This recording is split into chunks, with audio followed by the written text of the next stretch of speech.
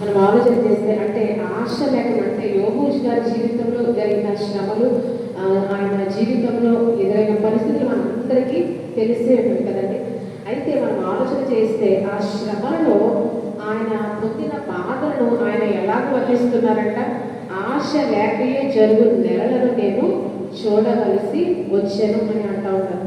అంటే మనం అర్థం చేసుకుంటే నెలలు కూడా ఆయన జీవితంలో ఎలా గడిపేశారంట, కేవలం ఆశ లేకుండా నడిపేశారు. నెలలు కూడా కదా, అంటే రోజులు వారాలు నెలలు అంతా కూడా ఆశ లేకుండానే ఆయన జీవితంలో జరిగిపోయాడు. రాత్రులు నిద్ర పట్టకుండా ఆయనకి ఎలా ఉందంట, ఆయాసంతో కూడిన రాత్రులు నాకు నియమింపబడి ఉన్నవి అని అంటా ఉన్నారు కదండి. ఆయాసంతో కూడిన రాత్రులు అంటే రోజు మన జీవితకాలంలో మనం ఆలోచన చేస్తే మన జీవితాల్లో ఎన్నోసార్లు ఆశ లేకుండానే మనం ఎన్నో సంవత్సరాలు కూడా గడిపేస్తూ ఉంటాం కదండి. నెలలు సంవత్సరాలు కూడా మన జీవితాల్లో ఆశ లేకుండానే ఒకదాని తర్వాత ఒకటి జరిగిపోతూ ఉంటాయి. మనము ఎన్నోసార్లు నిద్ర పట్టిన రాత్రులు కూడా మన జీవితాల్లో అనుభవించే ఉంటాం. ఎందుకంటే ఎవరెవరి జీవితంలో ఏ శ్రమ అనుభవించే మనందరికీ కూడా చాలా స్పష్టంగా తెలుసు. మనం ఎవరితో పంచుకున్నా పంచుకోకపోయినా ఎన్నోసార్లు మన జీవితాల్లో కూడా నిద్ర పట్టిన రాత్రులు మన జీవితాల్లో కూడా మనము అనుభవించే ఉంటాం కదా. అది అనారోగ్యపరమైన సమస్యల విషయంలో అయినా, ఆర్థిక పరమైన సమస్యల విషయంలోనైనా, ఏ సమస్యల విషయంలోనైనా ఎన్నోసార్లు నిద్ర పట్టిన రాత్రులు మన జీవితాల్లో కూడా ఎన్నో సందర్భాల్లో మనం గడుపుతూ ఉంటాం. ఇక్కడ యోబు గారు కూడా మనకి శ్రమ సంభవించినప్పుడు నిద్ర పట్టని ఆయాసంతో కూడిన రాత్రులు ఆయన జీవితంలో ఆయన ఎన్నో కూడా గడిపాను అని తెలియజేస్తున్నారు. ఆశ లేకయే నెలలు నా జీవితంలో జరిగిపోయాయి అని అంటా ఉన్నారు. అంటే ఆశ లేకయే అన్న మాటను మనం ఆలోచన చేస్తే ఆశ ఎప్పుడు ఉండదంటే పరిస్థితులు మన చుట్టూ అననుకూలంగా మారిపోయిన సమయంలో భవిష్యత్తులో ఏదైనా మేలు జరుగుతుందని ఆశ మనం పూర్తిగా కోల్పోతాం కదండి.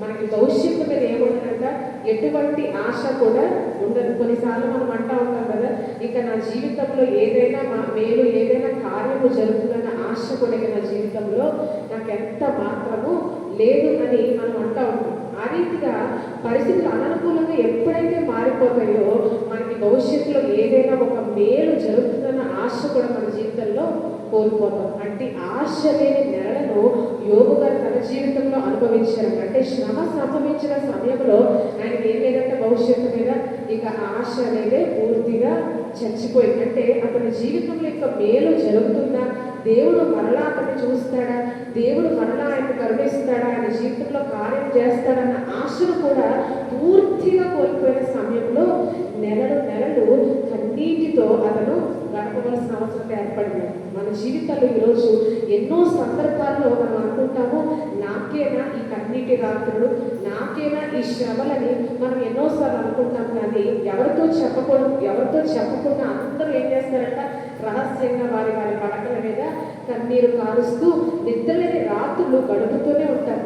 అయితే వారందరికీ ఈరోజు మనందరికీ ఎవరంట తోడు, దేవుడే మనకు తోడు. ఈరోజు ఆశ లేని సమయంలో ఎన్నోసార్లు కన్నీరు కారుస్తున్న సమయంలో మనకి ఎవరంటే తోడు, దేవుడే మనకు తోడుగా, దేవుడే మనకు ఆశ్రయముగా, మన ఆశలు తీర్చేవాడుగా ఆయన ఉన్నాడు. ఈరోజు మనం ఆలోచన చేస్తే ఆశ గల ప్రాణాన్ని ఆయన ఏం చేస్తాడంట, తృప్తి పరుస్తాడు కదండి. ఆశ గల ప్రాణాన్ని కేవలం ఆయన ఆదరించే దేవుడు కాదు. ఎందుకంటే ఈరోజు ఆశ గల ప్రాణాన్ని మనుషులు ఎవరైనా కూడా ఆదరిస్తారు. మన హృదయంలో ఉన్న ఆశలు మన పొరుగు వారితో మనం పంచుకున్నప్పుడు వారు మనకి ఏమిస్తారు, భరోసా ఇస్తారు.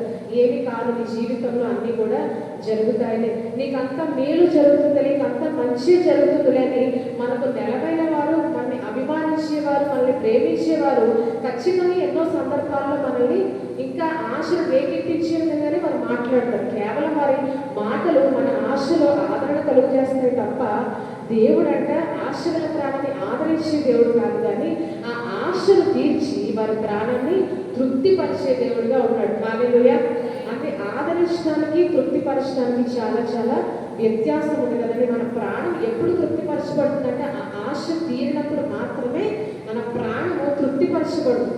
మనుషులందరూ మన ఆశలు మనం వెల్లడించినప్పుడు మనల్ని ఆదరిస్తాడు, ఓదారుస్తాడు, భవిష్యత్తులో ఖచ్చితంగా నీ కార్యము జరిగిస్తాడు దేవుడని ఆదరణకరమైన మాటలు మాట్లాడతాడు. కానీ దేవుడు మాత్రము ఆదరణతో ప్రాణంతో ఆపివేయడు కానీ ఆశల ప్రాణాన్ని మరి ఏం చేస్తాడంట ఆయన తృప్తిపరిచే దేవుడుగా ఉన్నాడు. ఆ ఆశను తీర్చి ఆ ఆశను మన జీవితంలో సఫలం చేసి మన ప్రాణాన్ని సేద తీర్చే దేవుడుగా ఆయన ఉన్నాడు. కాబట్టి ఈరోజు మనుషులకి దేవుడు ఉన్న వ్యత్యాసం మనము జాగ్రత్తగా తెలుసుకున్నట్టయితే మనము దేవుని మీద ఎల్లప్పుడూ కూడా ఆశ పెట్టుకొని మనము జీవించగలుగుతాం కదండి. ఖచ్చితంగా మనం ఏ సమయంలోనైనా ఏం చేయాలంటే దేవుని మీద ఖచ్చితంగా మనం ఆశను ఎప్పుడు కూడా విడిచిపెట్టకూడదు. అందుకని కీర్తనకారుడు 42వ కీర్తనలో మనం ఒకసారి చూస్తే మొదటి వచనం 42వ కీర్తన మొదటి వచనం నుంచి చదవడం. ఆశపడినట్టు ఆశపడుచున్నది, తృష్ణ కొనుచున్నది, జీవము గల దేవుని కొరకు తృష్ణ కొనుచున్నది. చాలండి. ఇక్కడ కోరవ కుమారుడు మాట్లాడితే ఏమంటున్నారంట, ఉప్పి నీటి వాగుల కొరకు ఆశపడినట్లు దేవా నా ప్రాణం నీ కొరకు ఆశపడుచున్నదయ్యా అని ఇక్కడ కోరవ కుమారులు మాట్లాడుతూ ఉన్నారు. అంటే ఈ కోరవ కుమారులు ఎవరి మీద ఆశ పెట్టుకున్నారంటే దేవుని మీద తమ సంపూర్ణమైన ఆశను పెట్టుకున్న వారుగా ఉన్నారు. ఎవరంటే ఈ కోరవ కుమారుడు, వీరి తండ్రి ఎవరు? కోరవ. ఇక్కడ మనకు అర్థమవుతుంది కదా, వీరి తండ్రి కోరవు. మనం కోరవ హిస్టరీలోకి వెళ్తే కోరవు దేవుని మీద ఎంతగానో తిరుగుబాటు చేశాడు. దాతాను, అబీనాము, కోరవులు వీరందరూ కూడా మోషే అహరోనుల మీద సరిగి వారు దేవుని మీద ఎంతో తిరుగుబాటు చేసినప్పుడు దేవుని శిక్ష వారి మీదకి వచ్చింది. భూమి నెరవేర్చి వారందరినీ కూడా మృంగివేసేటట్టుగా ఆయన భూమికి ఆజ్ఞాపిస్తాడు. ఒకసారి మనం ఆ భాగాన్ని చదివితే సంఖ్యాకాండము 26వ అధ్యాయము 9వ వచనం నుంచి చదవడం. సంఖ్యాకాండం. కోరహు తన సమూహములో పేరు పొందినవాడు, అతని సమాజము యెహోవాకు విరోధముగా వాదించినప్పుడు సమాజంలో మోషే అహరోనులకు విరోధముగా వాదించిన అబీరాములు వీరు. ఆ సమూహము వారు మృతి పొందినప్పుడు అగ్ని 250 మందిని భక్షించినందునను భూమి తన నోరు తెరచి వారిని కోరమును మృంగివేసినందునను వారు దుష్టాంతములైరి. అయితే ఆ కోరహు కుమారుడు చావలేదు కదండి. ఇక్కడ మనం చూస్తే కోరహు, దాతము, అబీరాములు అతనితో కలిసి 250 మంది మోషే అహరోనుల మీద సనిగి దేవుని మీద వారు తిరుగుబాటు చేసినప్పుడు భూమి నెరవేర్చే వారందరినీ కూడా ఏం చేసిందంట, మృంగి వేసిన వారందరూ ఒక్క క్షణంలో నాశనం అయిపోయారు. కానీ ఎవరు చావలేదంటే ఈ కోరవ కుమారుడు మాత్రము వారు మరణించకుండా ఉన్నారు. వాస్తవానికి కోరవ సమర్థులు అందరూ కూడా చనిపోయినట్టు మనం చూస్తాం. అదే సంఖ్యాకాండంలో 16వ అధ్యాయం 32వ వచనం ఒకసారి మనం చదువుతాం. 16వ అధ్యాయం 32వ వచనం ఒకసారి చదువుతాం.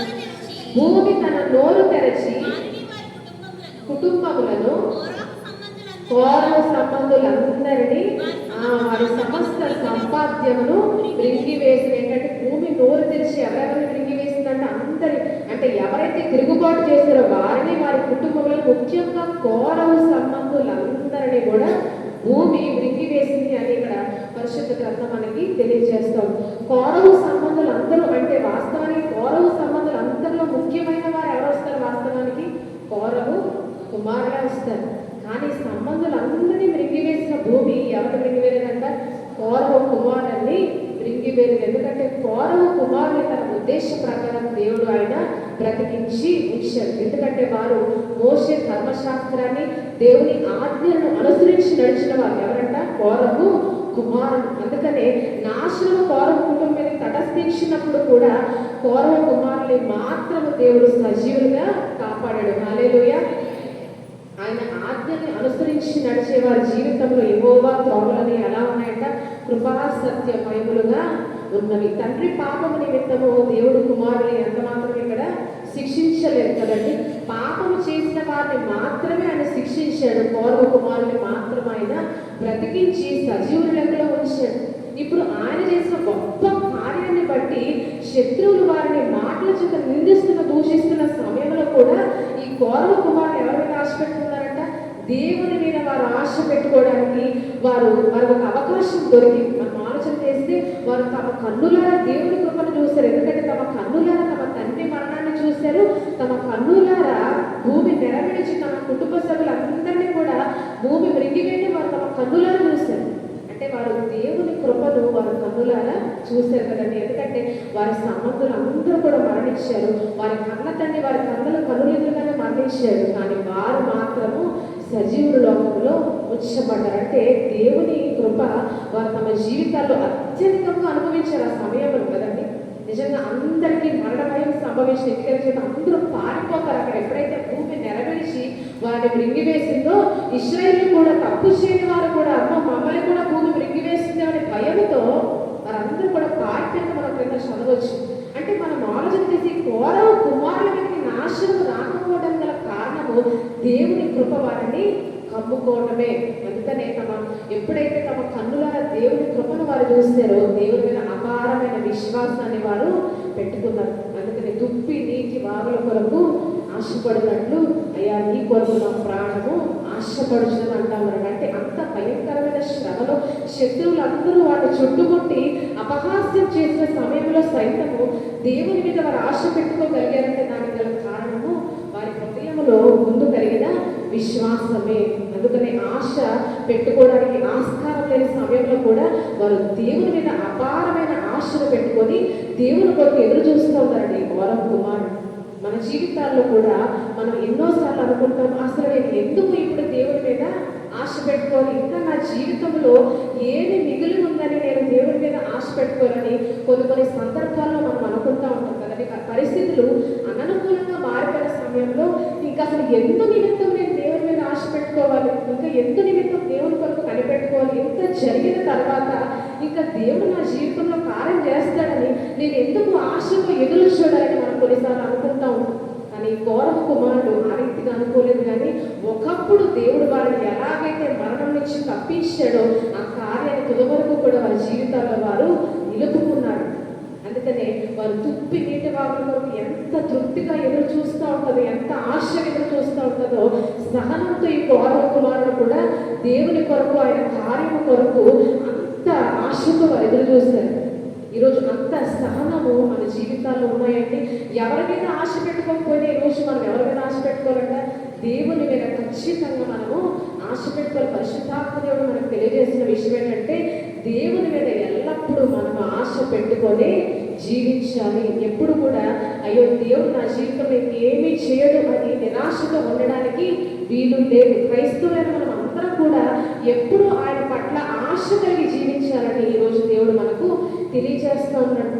ఈరోజు మేలు మన జీవితంలో జరగకపోవచ్చు, మనం అనుకున్న కార్యం మన జీవితంలో జరగకపోవచ్చు, మేలుకు ప్రతిగా మనకు కీడు ఎదురవచ్చు, కానీ దేవుని మీద ఆశను మాత్రం మనం వదిలిపెట్టకూడదని ఈరోజు పరిశుద్ధాత్మ దేవుడు మనకి తెలియజేస్తాడు. ఎల్లప్పుడూ కూడా దేవుని మీద ఆశ కలిగి జీవించారు. ఎందుకంటే ఆయన ఆశ గల ప్రాణాన్ని ఏం చేస్తాడంట తృప్తిపరిచే దేవుడు కాబట్టి ఎల్లప్పుడూ ఆశ కలిగి జీవించారు. మార్త మనం చూస్తే యేసుప్రభుని ఎదుర్కోవడానికి వచ్చిన సమయంలో తన సహోదరైన లాజరు మరణించిన సమయంలో యేసుప్రభుతో ఆమె అన్న మాట ఏంటంటే బోధకుడా నీకు ఇక్కడ ఉంటే నా సహోదరు చావకుండా ఉండేవాడు, బ్రతికి ఉండేవాడు, అయినను ఇప్పుడైనా నీవు దేవుడు ఏం అడిగినా అది నీకు దేవుడు అనుగ్రహిస్తాడు నేను నమ్ముతున్నాను అని ఆశ కలిగిన మాటలు మార్త మాట్లాడటం మనం చూస్తాం కదండి. తన ప్రియ సహోదరైన లాజరు మరణించిన సమయంలో కూడా మార్త ఎవరి మీద ఆశ కలిగి ఉందంటే ఇంకా యేసు ప్రభు వారి మీద ఆశ కలిగి ఉంది, దేవుని మీద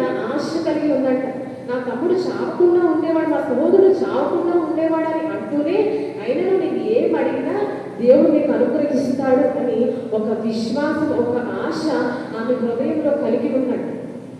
మనం ఆలోచన చేస్తే అక్కడ యూదులు అందరూ కూడా వారిని ఆదరించడానికి వచ్చారు కదా. 4వ దినమున యేసు ప్రభువు లాజరు లేపడానికి తిరిగి వెళ్ళినప్పుడు అక్కడ యూదులు అందరూ కూడా మార్త మరియని ఆదరించడానికి వచ్చారు కదా. కానీ యేసు ప్రభువు మాత్రము ఆ హృదయంలో ఉన్న ఆశను చూసి వారి ప్రాణాన్ని ఏం చేసినట్టే నాకు నేను చెప్పినట్టుగా వారి ప్రాణాన్ని నేరుగా తృప్తిపరిచాడు. యూదులందరూ కేవలము ఆదరణ మాత్రమే ఇచ్చారు, ఆదరించడానికి మాత్రమే వచ్చారు. కానీ యేసు ప్రభు వారు ఈ మార్త హృదయం ఆశను బట్టి వారి ప్రాణాన్ని ఏం చేశారంట తృప్తిపరిచారు. కేవలము ఆదరించడానికి ఆయన రాలేదు కదండి. 4 దినాల తర్వాత యేసు ప్రభు మార్త మరియని కేవలం ఆదరించడానికి రాలేదు, కానీ ఓదార్చడానికి రాలేదు. కానీ అమ్మ పునరుద్ధానమందు నీ తమ్ముడు మరలా బ్రతుకుతాడమని కేవలం ఆదరణ వాక్కులు ప్రకటించడానికి ఆయన రాలేదు, కానీ ఆశ గల ప్రాణాన్ని నేరుగా తృప్తిపరచడానికి మాత్రమే ఆయన వచ్చాడు. వారి సహోదరుని లాజరు తిరిగి లేపి వారి హృదయంలో ఆశను ఆయన ఏం చేశాడంట? తృప్తిపరచాడు. ఆశను తీర్చి వారి ప్రాణాలకి తృప్తినిచ్చాడు. ఈరోజు అదే మనుషులకి దేవుడితో ఉన్న వ్యత్యాసం కదండి. మన ఆశను తీర్చి మనల్ని తృప్తిపరచడానికి ఆయన సమర్థుడు. ఇది మనుషులకు అసాధ్యమే, కానీ దేవునికి సమస్తము సాధ్యమే అన్న రీతిగా ఆయనకి సమస్తము సాధ్యమే కనుక మన ఆశలను తీర్చి మన ప్రాణాన్ని తృప్తిపరచడము ఆయనకి నిమిషంలో పని కదండి, క్షణంలో పని. కానీ కొన్నిసార్లు అవి ఎందుకు ఆలస్యం అవుతాయంటే పరిస్థితుల మీద ఆధారపడి ఉంటుంది. దేవుని చిత్తం కాకపోవచ్చు, లేకపోతే కొన్నిసార్లు దేవుడు ఉద్దేశపూర్వకంగా ఏం చేస్తాడంటే మన జీవితాల్లో ఆలస్యం చేస్తాడు. కానీ ఎప్పుడు కూడా మనం ఏం వదలకూడదంటే దేవుని మీద ఆశను ఎప్పుడు కూడా విడిచిపెట్టకూడదు.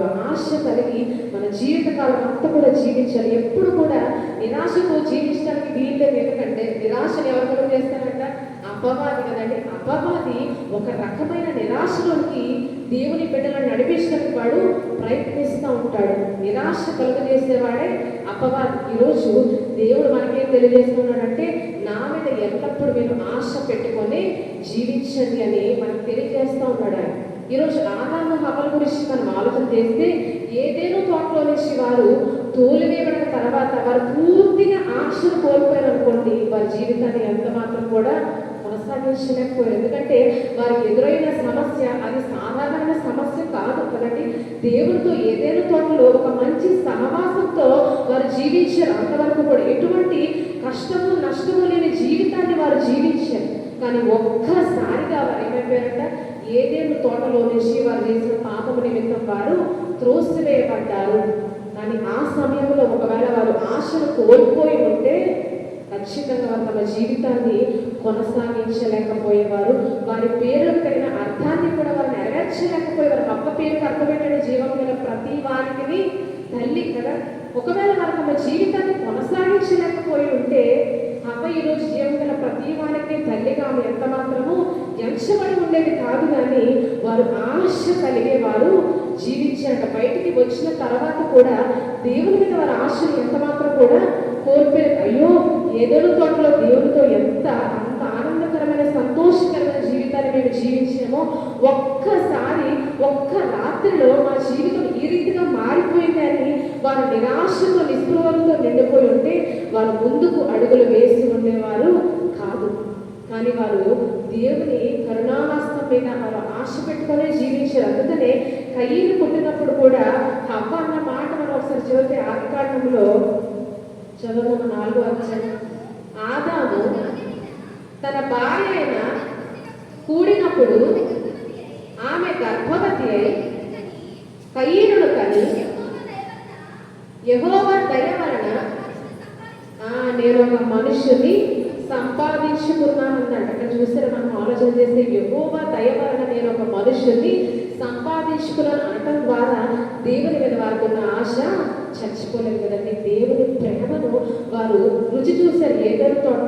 అయితే దేవుని ప్రేమను రుచి చూసిన వారు ఏదైనా తోటలో నుంచి తరిమివేయబడ్డం ద్వారా దేవుని ఉగ్రతను దేవుని ఎడబాటును కూడా వారు అనుభవించారు. కానీ దేవుని ప్రేమ మీద వారు దేవుని ప్రేమ మీద ఆశ పెట్టుకోవడం అయితే వారు అంటే మనం ఆలోచన చేస్తే మనం నిరాశతో ఉన్న మాటలు ఎన్నో సందర్భాల్లో మనము మాట్లాడుతూ ఉంటాం.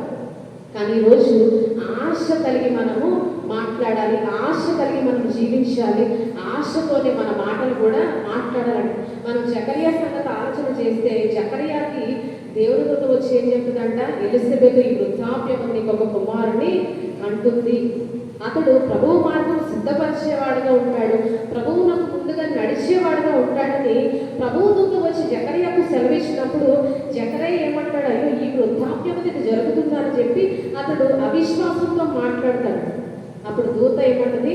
నా మాటలు వాటి కాలమందు నెరవేరుతాయి. అయితే నీవు నమ్మలేదు కనుక యోహాను పుట్టే వరకు నీవు ఎలా ఉంటావంట? మోగవాడిగా ఉంటావు, నీవు మాట్లాడలేక మౌనిగా ఉండిపోతావని చెప్పి ప్రభుత్వం చెప్పి వెళ్ళిపోతాడంట. భక్తిహీనతను ఎప్పుడైతే ద్వేషించాడో తన చెలికాండ్ల కంటే హెచ్చరినట్లుగా దేవుడు అతన్ని ఆనంద తైలముతో దేవుడు మనకి సెలవిచ్చిన మాటల ద్వారా ఆశ గల ప్రాణాన్ని తృప్తిపరిచే దేవుడు అని ఎప్పుడు కూడా మన దేవుని గురించి జ్ఞాపకం జ్ఞాపకం ఉంచుకొని రోజు ఆశ లేకుండా మన జీవితంలో ఎన్ని రాత్రులు గడుపుతున్నామో మనకు తెలుసు, ఏ కార్యాల కొరకు మన జీవితాల్లో ఎదురు చూస్తున్నామో మనకి స్పష్టంగా తెలుసు. కాబట్టి ఈరోజు ఆశని కోల్పోకుండా దేవుడి మీద ఎల్లప్పుడూ ఆశ పెట్టుకొని నీతిని హత్తుకొని మనం జీవించినట్లయితే ఏదో ఒక రోజు మన ఆశను తీర్చి ఆయన ఏం చేస్తారంటే మన ప్రాణాన్ని తృప్తిపరుస్తాడు. మనుషులైతే కేవలం ఆదరణ మాత్రమే ఇస్తారు, కానీ దేవుడు ఏం చేస్తాడు, నేరుగా ఆశను తీర్చి మన ప్రాణాన్ని తృప్తిపరిచి మనకు సంతోషాన్ని సమాధానాన్ని మన జీవితాల్లో ఆయన అనుగ్రహిస్తాడు. కాబట్టి ఆ రీతిగా మనం అందరం కూడా దేవుని మీద ఆశ కలిగి జీవిస్తూ ఆయన ఇచ్చే మేలు పొందుకునే వారంగా ఉండలాగున దేవుడు తన పరిశుద్ధాత్మ ద్వారా మనందరికీ తన మహాకృప అనుగ్రహించును కాక. ఆమేన్. ఈ సమయంలో కాన్ఫరెన్స్ ఏర్పాటు చేస్తుండగా ప్రత్యేక